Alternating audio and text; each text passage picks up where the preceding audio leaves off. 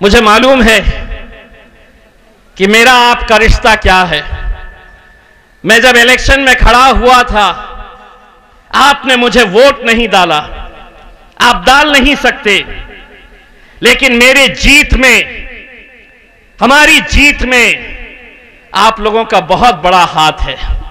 वो किस तरह से कि इलेक्शन मैं लड़ रहा था, लेकिन अल्लाह की बारगाह में सिजदा आप लोगों ने किया था कि अल्लाह इन्हें जिता दे।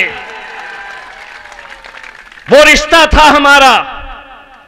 लोग कहते हैं कि शिवसेना का गढ़ था, तुम जीते कैसा? तुम कैसा जीत सकते हैं जहां पर पूरे मुल्क के अंदर मोदी की लहर चल रही थी और वहां औरंगाबाद जैसे शहर से मजलिस अपना झंडा लिए आगे चल रही थी। मैं लोगों को कहता हूं कि वोट तो मिले ही थे, लेकिन हमारी जीत दुआओं से भी हुई है। अल्हम्दुलिल्लाह, दुआओं से हुई है।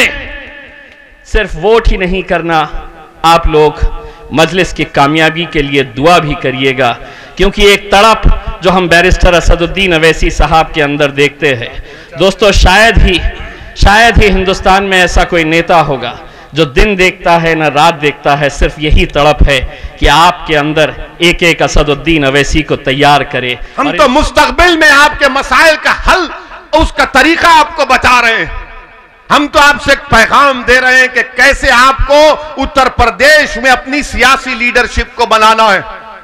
जब 9% यादव अपनी लीडरशिप को बना दिए, मुलायम सिंह यादव और उनके बेटे को अपना नेता बना दिया।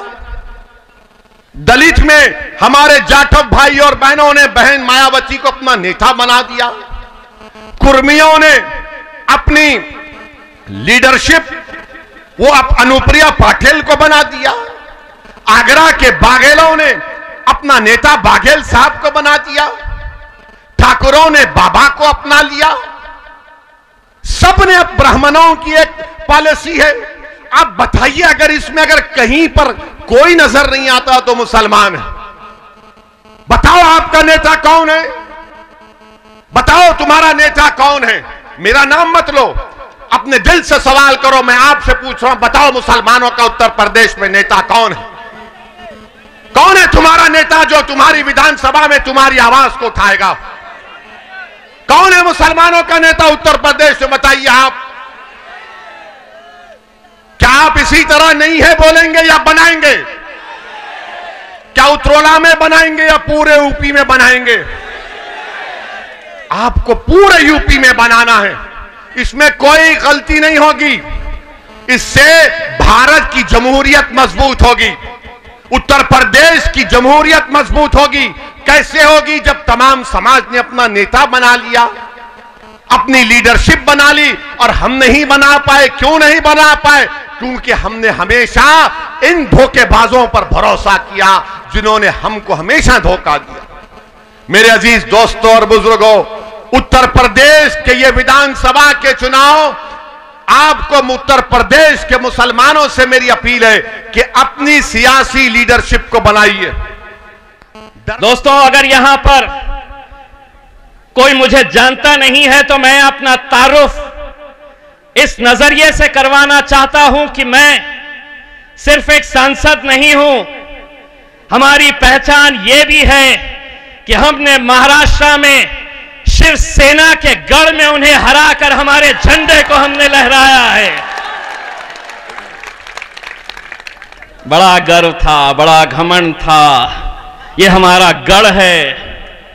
हमने कहे उसी गढ़ में तुम्हें हम, और मुमकिन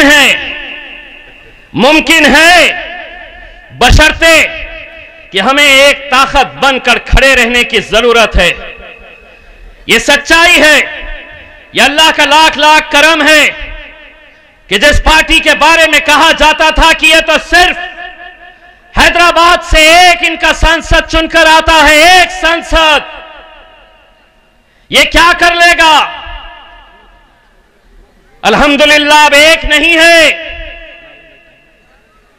मैं जब चुनकर गया तो भाजपा के एक सांसद ने मुझसे पूछा, अच्छा आप ही है? MIM से जो चुन के आए हैं, अल्लाह जी हम ही है। तो बोले कितने चुन के आए हैं आप लोग? मैंने कहा 11 चुन के आए हैं। तो बोले 11? अल्लाह 11, एक और एक आपके लिए 2 होते होंगे, एक और एक हम दोनों जब बैठते हैं तो 11 की ताकत रखते हैं। बहुत तकलीफ होती है। बोले पहले वो तो बोलते थे, अब ये दूसरा भी आया है तो बहुत बोलता है। बोलेंगे, क्योंकि 70 सालों से तुम बोलते थे, हम सुनते थे, अब हम बोलेंगे और तुम्हारे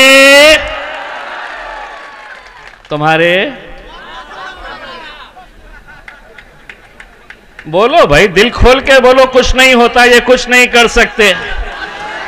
तुम्हारे केस बनता, आधा हम बोले, आधा आप बोले। बस मेरे भाइयों, मैं आप लोगों से इतनी इल्तिजा करने के लिए आया हूं कि आज इस मुल्क के हालात जो है, लोग आपको अलग अलग तरह की बातें करेंगे। लोग आपको ये कहेंगे कि नहीं, हम सिर्फ आए हैं यहां पर तो वोटों की तकसीम होगी। यही इल्जाम हम पर भी लगाया जाता था। आज फख्र है हमें कि पूरे महाराष्ट्र के अंदर एक सांसद चुन के आता है मुसलमानों का, एक सांसद। कहां है वो समाजवादी पार्टी के लोग? कहां है वो कांग्रेस के, राष्ट्रवादी कांग्रेस के?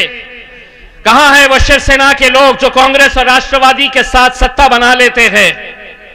एक ही सांसद पूरे महाराष्ट्र से चुनकर आता है, और वो भी अल्हम्दुलिल्लाह किस पार्टी से ताल्लुक रखता है, तो वह अल्हम्दुलिल्लाह मजलिस से इत्तेहादुल मुस्लिमीन का सांसद चुनकर आता है। उसके अंदर क्यों आता है?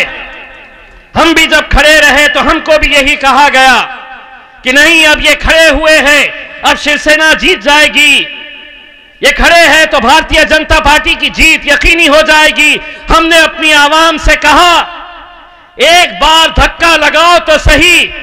अल्हम्दुलिल्लाह ऐसा धक्का लगाए कि 30 साल से जिस शहर के अंदर शिवसेना जीत कर आती थी, आज वहां पर मेरे मजलिस के झंडे लहराते हैं।